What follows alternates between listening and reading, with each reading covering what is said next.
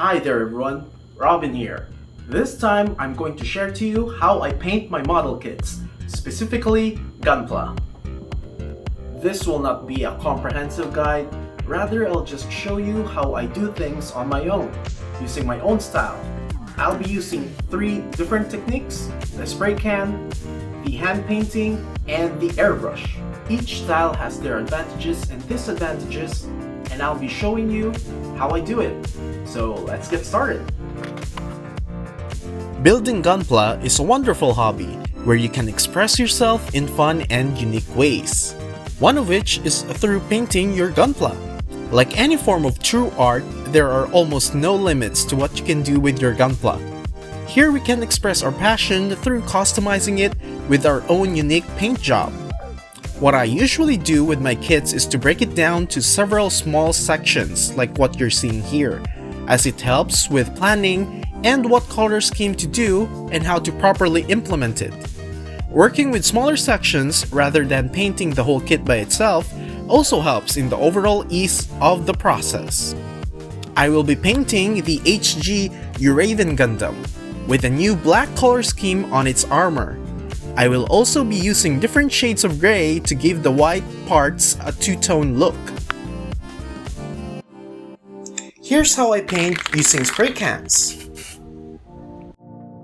Using spray cans can be most useful when dealing with large parts, as you can cover a larger area with each spray. Here you can see me painting the part with a basic gray undertone.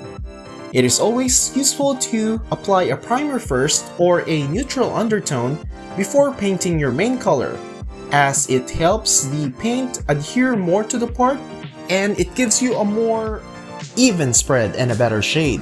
Plus, it helps the paint to keep from chipping off. The next method that I'll be demonstrating will be painting through an airbrush.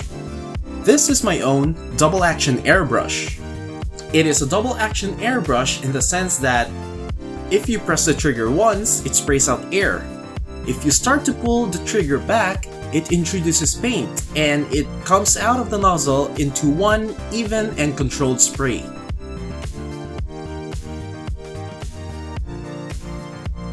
I will be using some of these acrylic paints on my airbrush.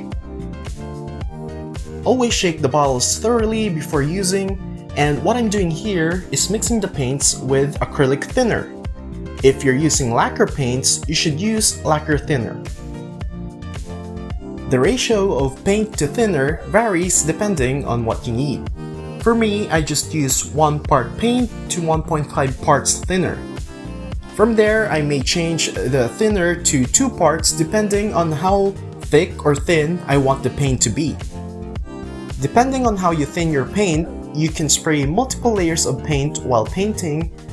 You can do your shading, and for more advanced and experienced users, they can even achieve some pretty outstanding and brilliant effects with an airbrush. I actually just started using airbrush when painting my kits. I used a lot of spray cans in the past when dealing with different Gunpla parts. Having used spray cans for years, it definitely took some getting used to when controlling the amount of paint flow when it comes to using the airbrush. There's always the tendency to over-thin your paints, and it may come out as too watery and may not adhere right away to the part, may result to blotches, dripping, and a lot of unpleasant stuff. On the other hand, there's the possibility of not using enough thinner on your paint, and it may cause the paint to not properly flow out of the nozzle, which may produce some unpleasant results on your paint job. I apologize for my dirty fingers here. Yes, you should definitely use gloves, as it protects your hands and your fingernails from the unpleasant sight that you're seeing here, but I gotta admit, sometimes I do get lazy to put on gloves and just paint right away, especially when I'm excited. What I'm doing here is called masking. For example, if it's a single piece and you want specific parts of that piece to be painted and the rest not, you should cover the ones that are going to be painted and leave the ones that you're going to paint exposed. Therefore, when you paint the exposed part, only the exposed part gets painted. Masking is useful. It lets you paint with different shades of the same color, and for details, like here on the shield. I'm going to paint this sensor green, but I'm going to leave the rest of the shield in its default red, so I'm masking it.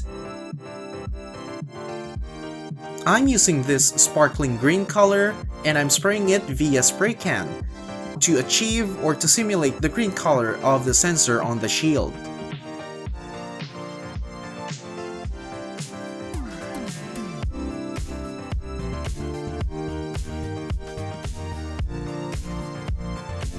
And this is the result of painting masked parts. I wanted to achieve a two-tone look on the white armor parts, paint them with different shades of gray to emulate kind of a real grade look on an HG kit. And here it is. If there's some paint that went through the masking, don't worry, you can always clean them up with a paint thinner or by using a soft sandpaper. And for the final painting technique, I'll be showing you how I do hand painting. Hand painting is what it is: applying paint manually using a fine paintbrush. In painting Gunpla, I mainly use it to paint fine details on a kit, and for painting small parts. I soak the brush in water to produce a fine tip, and I apply paint from a palette directly onto the Gunpla part. Here you can see me doing or painting details of the eye section of the Raven Gundam. I use green and black paint for this. Water is useful because I'm using Tamiya acrylic paints, which can be thinned by water.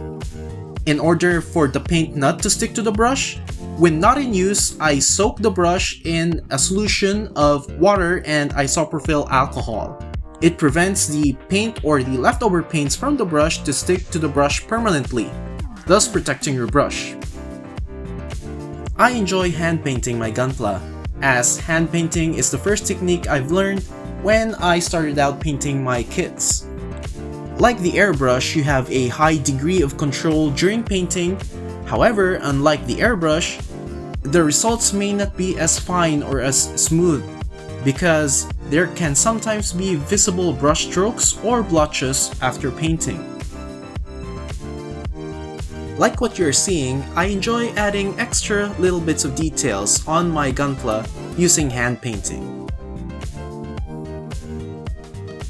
You can experiment by mixing together different colors to produce entirely new ones, or different shades of the same colors to produce new shades of that color.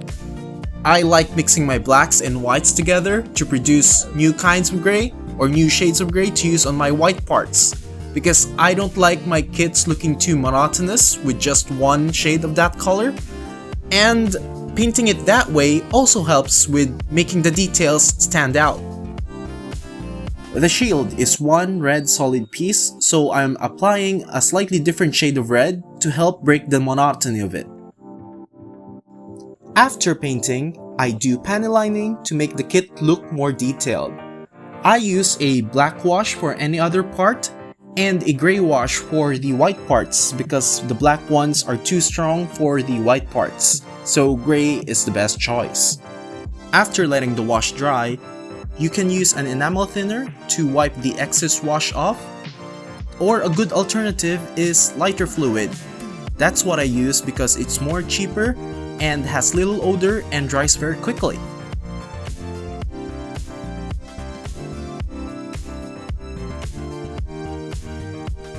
And after all the painting has been done, a final and essential step is to apply a top coat. Applying top coat to your Gunpla kits protects the paint job that you just did. It evens out and seals in the paint, and to some degree, it even fixes your paint job as it eliminates minor blotches, scratches, and gives the whole kit a cleaner look. As you can see, the differences between a kit with a top coat and without a top coat is apparent. Another advantage of using top coat on your Gunpla is it eliminates that toyish look or feel with your kits. As you can see with the core Gundam here, it is more sharper looking, more matte looking, with none of the shiny plasticky feel of the original. With everything done, I present to you my recolored HG Uraven Gundam. I wanted to achieve a subdued and utilitarian approach to this color scheme, with a majority of the black armor with red highlights on the small details. I intentionally kept the original core Gundam colors so as to preserve the compatibility that it has with the other planet's armor color-wise. Some of the other tips that I will share is to not overspray during painting. It is better to spray short bursts of light coats rather than holding one continuous spray. Not only will you produce a thick coat, which is unsightly, you'll also end up drowning the details such as the lining on the surface of the parts. Control is key. This applies to both spray cans and airbrush. Remember to mask pegs and connection spots on the parts as well as the clear parts. Applying paint on connector pegs or polycaps can be useful in tightening parts, but remember, too much can cause the connection part to tighten and might limit the articulation of your kit, and in some cases, might damage the part. Remember to mask clear parts during top coating, as you generally don't want the shine or the transparency of the clear part to be clouded by the top coat.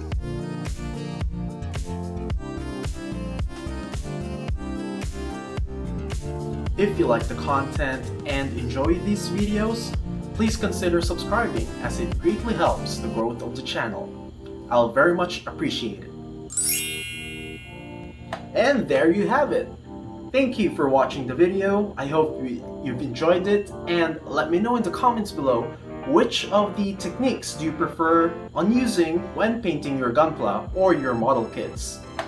Please like and subscribe, and I hope you have a great day. Goodbye!